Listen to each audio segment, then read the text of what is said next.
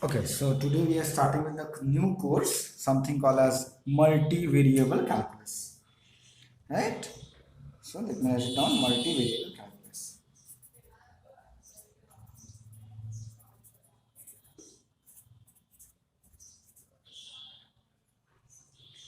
So we have already done calculus in one variable, right? We have done the continuity of a function, the differentiability of a function of single variable. There were only one variable, right?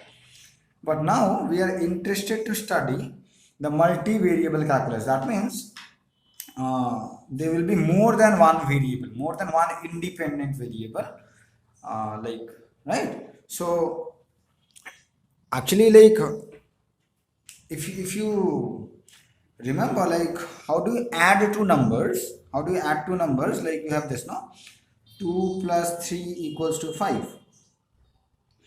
So we are doing multivariable calculus since class 2. If you see, not calculus but multivariable functions, we are doing this since class 2. You see why?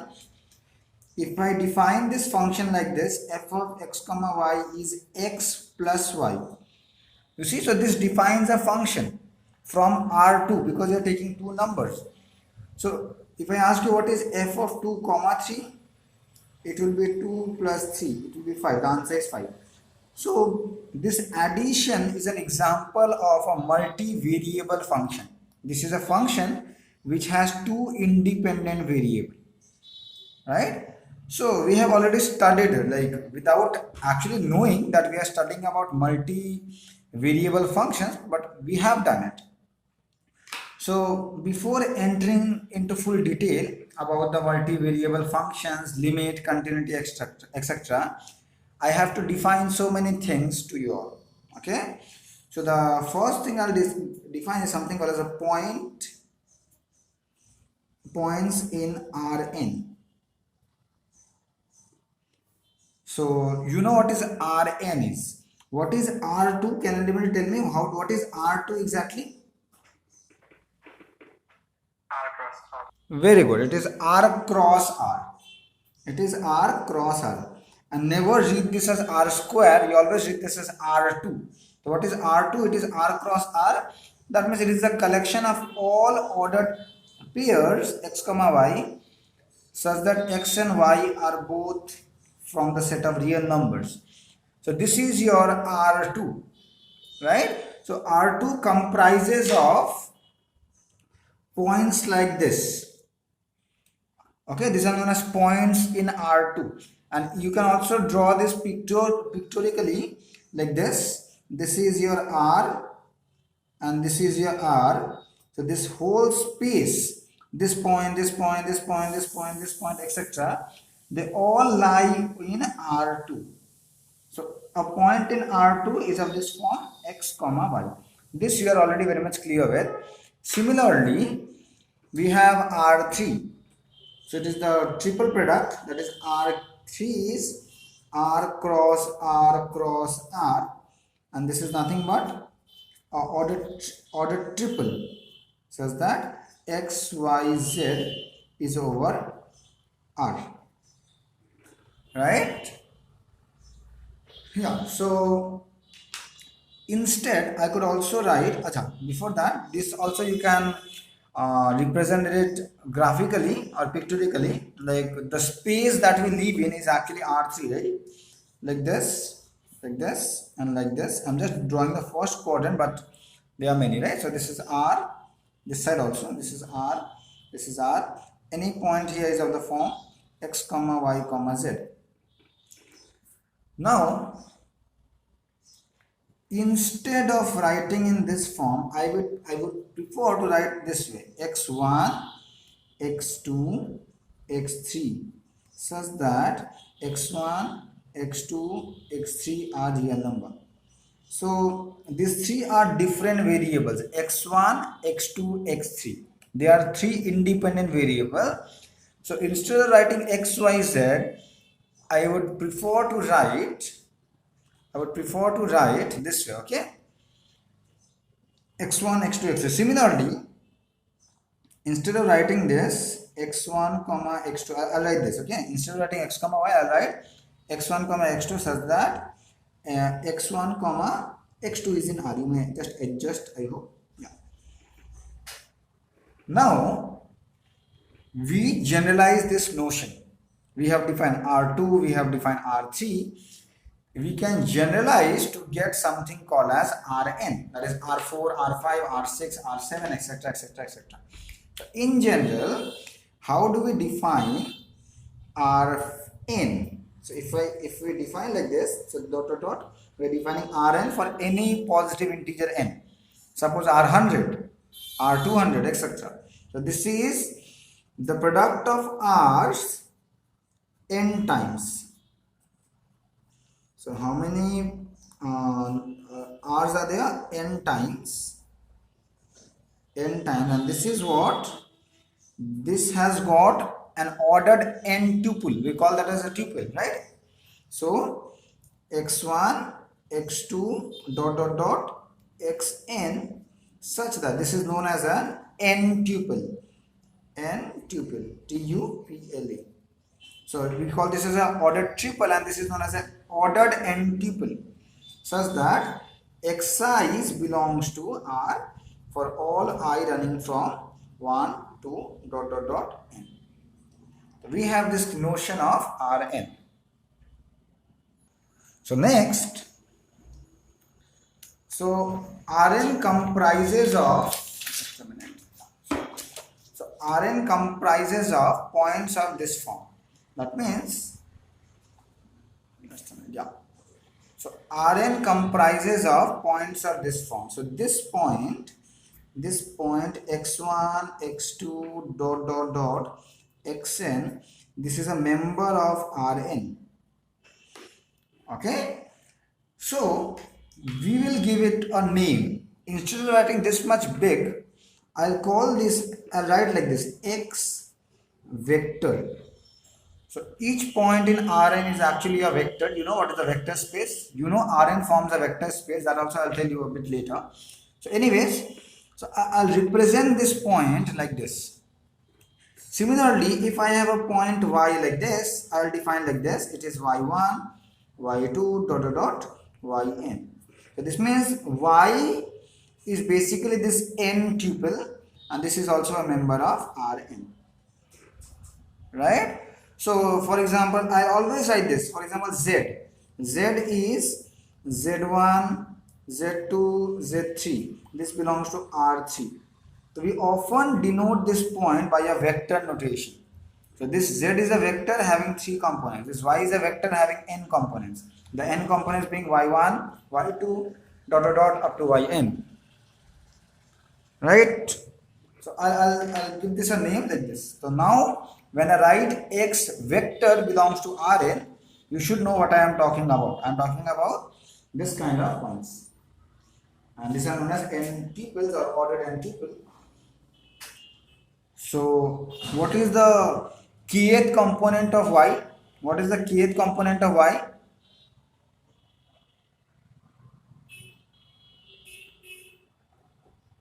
The first component is y1, the second component is y2. What is the kth component? yk. Definitely y. Yeah. So you know very well that Rn forms a vector space. You have read this in vector space, so I will not go in that much detail. So you know in simple words how to add 2 points over Rn. How will you add these 2 vectors? X plus y, what is this vector? What is this vector?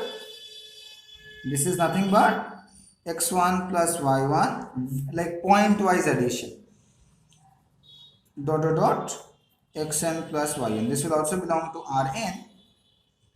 And if I have some real number and times any vector, c is a real number, not a vector. So this is nothing but c with x1, x2, dot dot dot, xn. How do we define this? This is cx1, cx2, dot dot dot, cxn.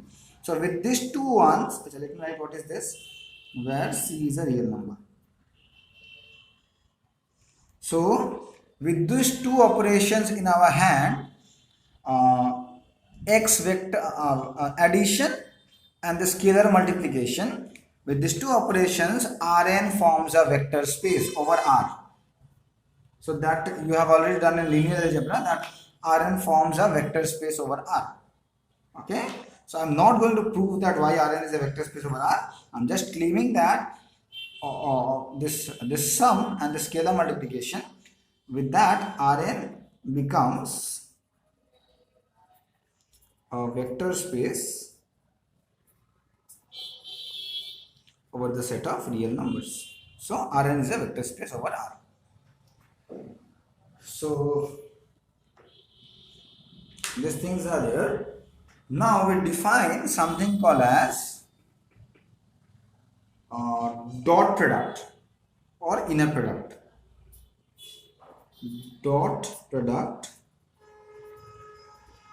also called as inner product.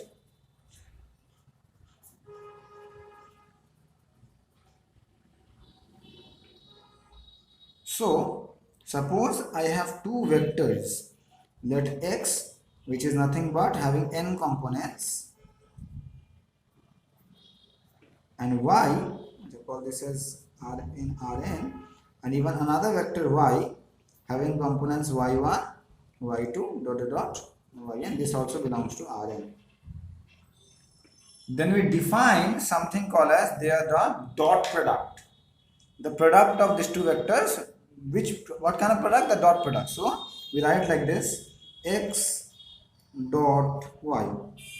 This is the dot product. This is how we represent the dot product of the vectors x and y. Again, you have done this. Can you tell me what is the dot product of these two vectors? What is the dot product of these two vectors? You have done this in your lower studies also. Yeah, please.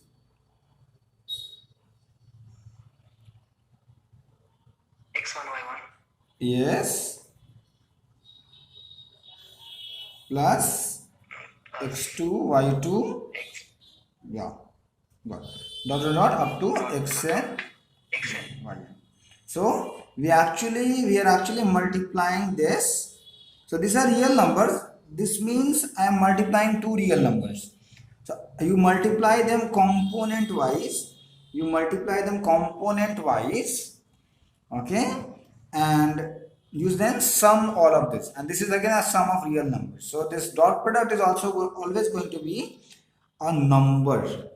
Is always going to be a number. It cannot be a any like it cannot be a point of Rn, but I am actually multiplying and summing some real number, so my answer will be a real number. So this one, this number is actually called as the dot product of these two vectors.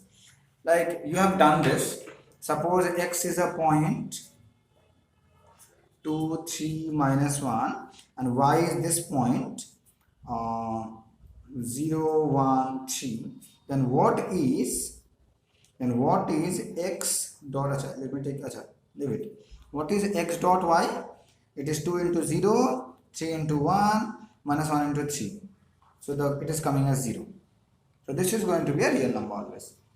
Okay, you can take many other example, but the dot product of two vectors is always going to be a scalar. It is always going to be a this one, what do I say, a real number. So now you have the notion of dot product. So tell me, what is x dot x, where x is a point in Rn. Now you know what is x. X has components x1, x2, dot dot dot, xn. Even if I am not writing that, you should know what I am talking about. So what will be x dot x? Can anybody tell me what will be x dot x?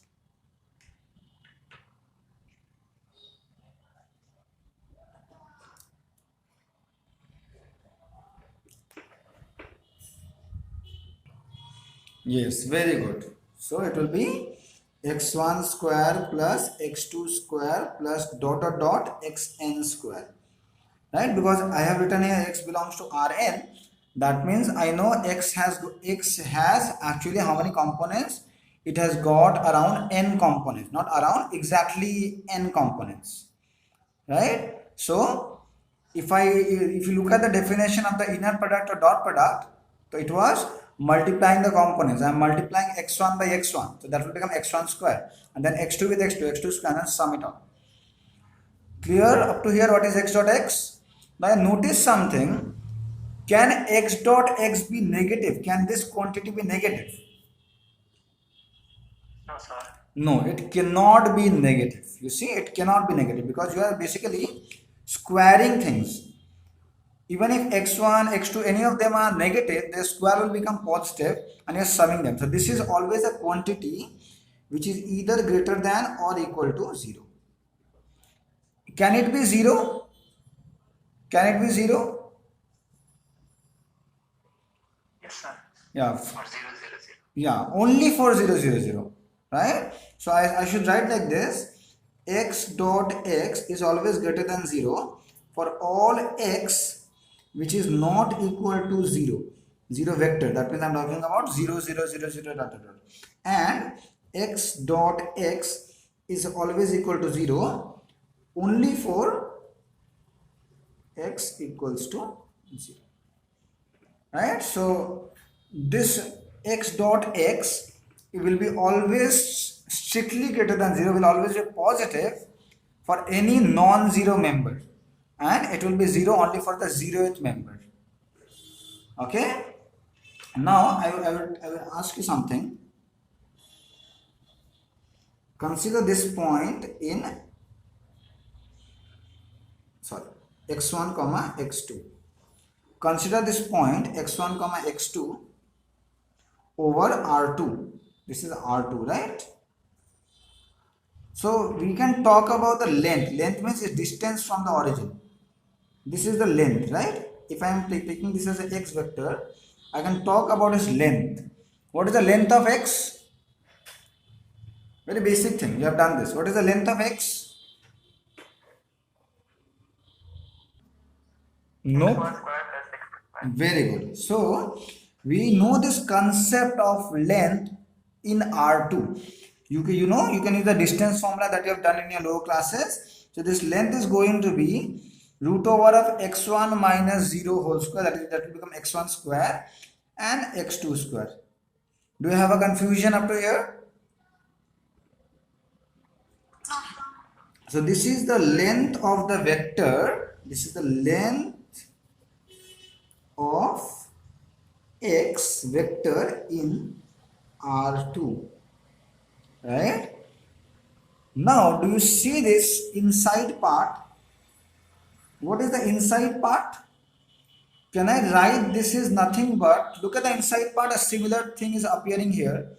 This is nothing but x dot x. Right? Convinced or no? Yes, sir. Yeah.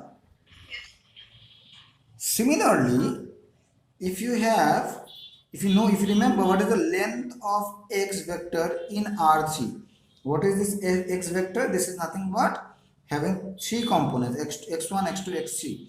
So how it was defined in the similar way? It was x1 minus 0 whole square. This we have done in 3D. x1 square plus x2 square plus x3 square. So this is again nothing else than x dot x. So thus, with this concept, we can generalize the notion of length of any vector in Rn.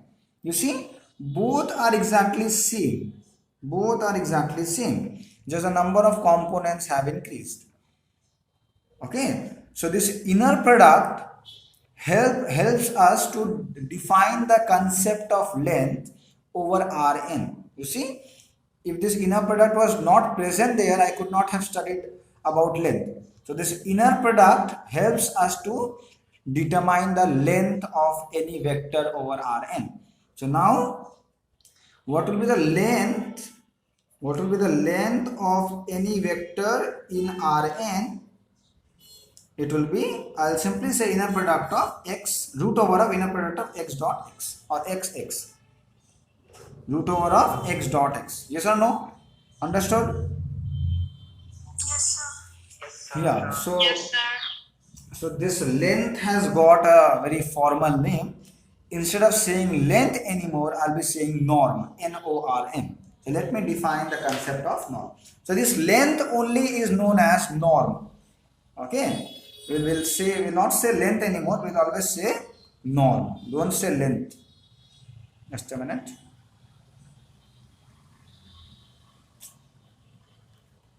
Yeah. So we have the concept of norm of a vector. Norm of a vector in Rn. A vector x. Norm of a vector x in Rn. So how do we define the norm? As already said, we denote the norm like this, okay, using this symbol. So this represents the length or the norm of a vector in Rn. Norm and length are actually same thing. So this is defined like this. How it is defined? It is root over of x dot x. So this is the concept of norm. This thing, this symbol, these two lines will actually give you. That means I'm asking about the length of some vector. So when I am writing something like this, 2 comma 3. That means I am asking you the length of this vector. So your answer will be root over of 2 comma 3 dot with 2 comma 3.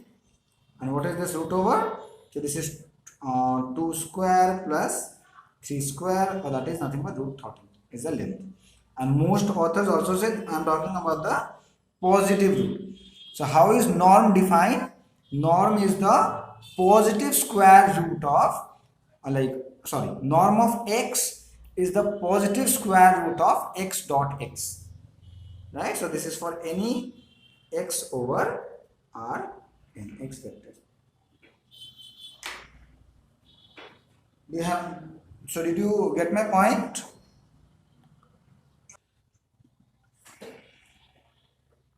So this is the norm.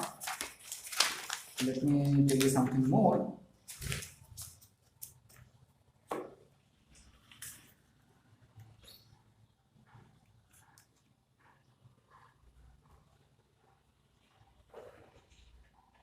Yes. So we understood what is a norm. So norm is the length of a vector, and how it is defined? It is defined as the positive root over of x dot x, right? Norm of any vector x. Now, if I take a vector x, okay, let me start with the easy thing. You have the concept of distance between 2 points in R2. If I give you this point and if I give you this point, so what is x? X is x1 comma x2 in R2, and what is y? Y is nothing but y1 comma y2. So can you tell me what is the distance between x and y? Distance between x and y. How far or how close they are separated? Can you tell me what is the distance between these two? Root over Yes. x1 minus y1 Okay. whole square. Yes. x1 minus y1 whole square plus. x2 minus y2 whole square. Very good. So Plus this. x2 minus y2 whole square. Yes. So you have done this distance formula in your lower classes in class 9th or 10th. So we have the concept of distance. I can tell you how much apart or how much close they are by calculating this distance. You know this distance, this minus this whole square, this minus this whole square. This is a direct application of Pythagoras theorem. Anyways, we have a similar concept of distance. We have a similar concept of distance over R3. If you remember, so this just what will come? It will come x3 minus y3 whole square. There will be extra term, right? So x1 minus y1 whole square plus x2 minus y2 whole square plus x3 minus y3 whole square. We have a concept of distance between x and y in R3 as well. Now similarly, you see something. For this case only, you see what is this difference of these two vectors? It will be x1 minus y1, x2 minus y2, right? Because this is a vector space, you know how to subtract this two. This is nothing but x plus minus 1 times y, and then you will get this. Okay, anyways, this is a vector in R2, no doubt about it. Can anybody tell me what is the norm of this vector? What is the norm of this vector? This is a vector having components this and this. Square root of x1 minus y1 whole square plus x2 minus y2. very good. So, what was the concept of norm? You have to square the components and add them and then taking the root over. Now, this is a vector whose components are this and this. I am squaring them and adding them. And you see this is exactly same as this. So, distance between Yes, sir. 2 points in R2 can simply be written as norm of x minus y. Instead of memorizing this formula, we can simply write this. It is nothing but the norm of x minus y in this. Similarly, in R3 you will see this same thing will hold. So again we generalize the concept of distance over Rn. So I'll simply write distance between this comma this in Rn. So what is the concept? I'll represent the distance like this. Distance between, so what does this represent? This will represent the distance between x and y. So what is the distance between x and y? This is the distance between x and y in Rn. So whenever I want to find the distance between 2 points, I will find the norm of their difference. Norm of their difference. So now we have the concept of distance also in Rn. Right? Any confusion? So we have this thing. Okay. So now in Rn we have so many things. I can find the length of any vector. Length is also called as norm. And number two, I can also find the distance between any two vectors given to me. I just have to find the concept. I have to just find the norm of their difference. So I know how to find the norm. I can just find the norm of their difference. So now given any 2 points in Rn, I can give you their distance between them.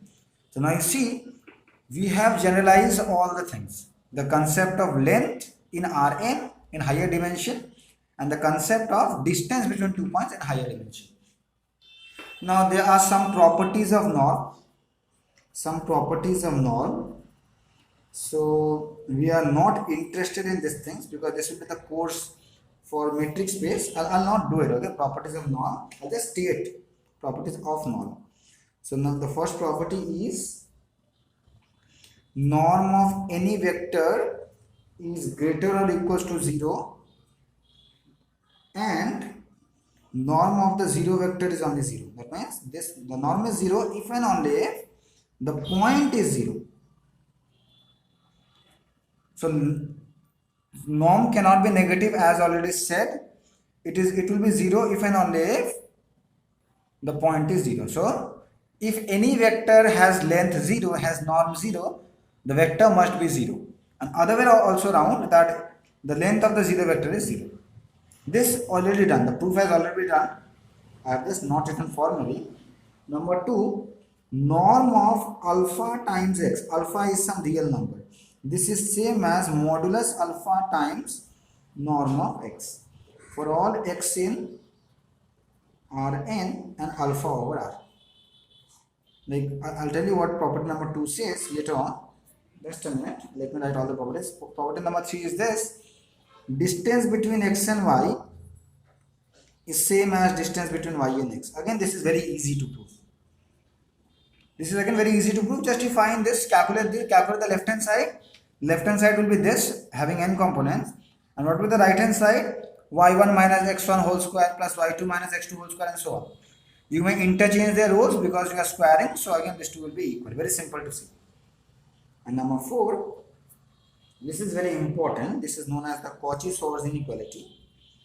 Cauchy-Schwarz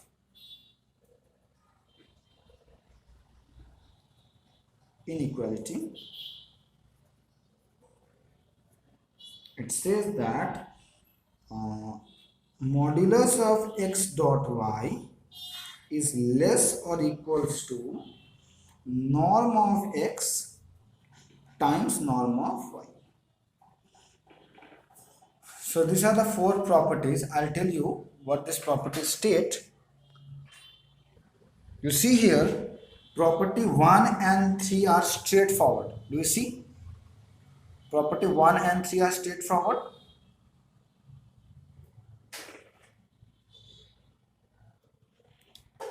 Now I'll just tell you what property 2 and what property 4 says. I'm not going to prove them because this is not a part of multivariable calculus. This will be done in linear algebra. Okay? So I'll just tell you what property 2 and what property 4 just says, because I'll be requiring these things maybe at some point of time, but I'm not going to prove this at all. You may start proving it. 2 is very simple to prove. 2 is very simple to prove. Just to apply the definition. I've given you the definition here, just apply that. So I'll just tell you what property 2 says. Property 2 is something like this. Suppose I give you, find the norm of 2 times this vector. So your answer will be, instead of finding this, how can you find this? You first multiply the components of x by 2 and then you find the norm. Otherwise, the property 2 says, otherwise you can also do like this. You take this 2 outside and you find just the norm of x. This is what property 2 says. Similarly, if I ask you, what is the norm of minus 3 times x vector? The answer will be, you cannot take minus 3 outside. You have to take mod of minus 3 outside. That means you take 3 outside. This is what property 2 is. Norm of alpha times x is equals to modulus alpha times norm of x. Did you get my point? Yes, sir. Very good. And lastly, number 4, I'll state number 4. This is very, very important. This property will be requiring in matrix spaces. I'll just tell you what Cauchy-Schwarz inequality is. What I said? I said this. This is not norm. This is modulus, real number modulus. Okay, because you know x dot y is a real number. I said this, right? Norm of x times norm of y. Suppose x and y are over Rn. You know what are the components. So what is the Cauchy-Schwarz inequality? What is the left hand side? Modulus of this quantity. What is x dot y? What is x dot y? x1 y1 plus x2 Yes. y dot plus dot dot. x1 y1 plus x2 y2 plus dot dot dot x1 y1. Achha, by the way, don't get confused. This is mod. You know what is a mod, right? Modulus. Because this is a real number. This is no more a point of Rn. This inside quantity is just a real number. It can be positive, it can be negative. I'm talking about mod. If you write a norm, that will be very much wrong. Okay, you cannot write the norm. This is just a point in R. This is just a real number, and I'm talking about the modulus. Less or equals to, what is this? This is root over of x1 square plus x2 square plus dot dot dot xn square into root over of y1 square plus y2 square plus dot dot dot yn square. Or if I square both sides, so this modulus is not required, no? because even if this quantity is negative, the square will make it positive. So or x1 y1 plus x2 y2 plus dot dot dot xn yn whole square lesser equals to x1 square plus x2 square dot dot dot xn square times y1 square plus y2 square plus dot dot dot yn square. So this is the simplified version of Cauchy-Schwarz inequality. Okay, for any real numbers x1, x2 dot dot dot xn and y1, y2 dot dot dot yn, this inequality will always hold. This inequality will always hold. Okay, so this is not the proof. Definitely, I have just written the Cauchy-Schwarz inequality in a simpler manner. Like, this is very difficult to understand what it exactly is saying, but it exactly says this thing. So this Cauchy-Schwarz inequality, you will be requiring this in this one. What do I say? While doing some sums on metric spaces. Okay, to prove this is a metric, you will require at times the Cauchy-Schwarz inequality. Yeah. And the proof of the Cauchy-Schwarz inequality will be done in linear algebra course. I will not do it. Any confusions up to here? So let me define. So this is where the multivariable calculus starts. So open ball. We define what is the meaning of open ball. Okay. So just let me give you a concept of open ball before writing the formal definition. Let's start with R2. Let's start with R2. I'll not go beyond that for the time being. Let's go define for R2. So you know R2. So this is the R2. This is R and so on. You just give the arrow. Yeah. So this is the R2. You give me any point. You give me any point in R2. Suppose that point is a vector, A vector. Okay, this point, red one, this point is A and this is having coordinates A1, A2. So this point is actually this A vector. I hope it's clear to you, right? Yeah, much better. So this is your A vector. Now you give me any number, you give me any positive number. That can be 5, that can be 1 crore, that can be 0.1, that can be 0.001. You give me any positive number. I am calling that positive number by delta. So delta is a real number greater than 0. So delta can be 5 as said, it can be 100, it can be 0.1, it can be 0.0001, but that should be a positive real number. So I will ask you to make a circle whose center is A and delta and radius is delta. I am asking you to draw a circle whose center is at the point A and radius is delta. But right, so draw a circle. Suppose delta is this much, so this circle will look like this. No, I am drawing without the boundary. I'm drawing without the boundary. So this is a circle having radius delta. Do you agree with me? Do you agree with me? Yeah. Yeah. Next, consider all those points inside this circle. Do not consider the boundary. Leaving at the boundary, you consider all the points which are inside this circle.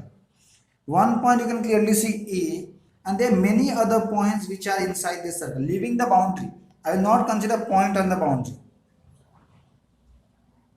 Okay, so these all points are there. This is what is called as an open ball. So this is an open ball. So open ball comprises of all the points in the interior of a circle. This is the open ball in R2.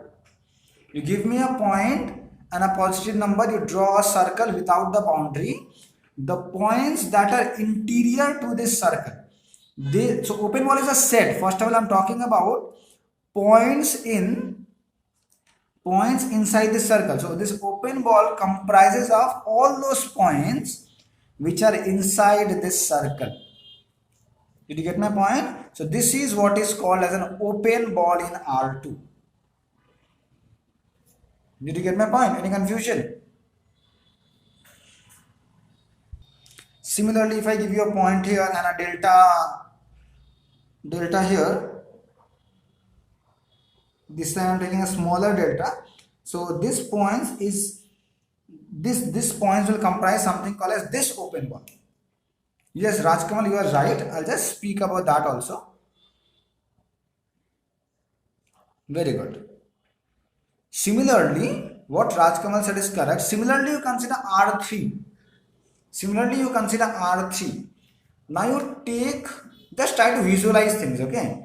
I cannot draw here. So what you do, you take any point in R3 that will have a point of the form A1, A2, A3, and you take again a positive real number delta, and you try to draw a sphere in R3 whose center is at the point A and radius is delta. Can you visualize a point and a delta, and you have a sphere like this. So now you consider all those points inside that sphere, leaving the boundary. So that will be called an open ball in R3. Now there comes a name, open ball or open sphere. So we take this term ball or sphere. This open ball is also known as open sphere. So this term actually comes from R3, right? That is the open sphere without the the cover, without the cover. That is an open sphere. With a similar concept, we define open sphere in Rn. So this is we cannot visualize this because we cannot visualize things in Rn. So we will have to write the analytical definition of open ball. So we will write the definition in the next class. But just I give you a terminology. What do you mean by open ball in R2? So that's all for today. If you have any doubts, feel free to ask. Let me give you some tasks to do. You try to form the definition of open ball in R2 and R3. I'll ask you in the next class. That means open ball in R2 is a collection of points. So first thing you remember, this is not a new thing but just a set. This is a set in R2. You try to write the definition of this set. How will the set look like? Do not follow any book. Just with this concept, you write down the definition of open ball in R2. Like how can you generalize this only in R2? Like for this point, how it will look and so on. You write down the definition of open ball in R2, in R3 as well. Use norm, use the concept of distance, etc. That's all for today. Thank you.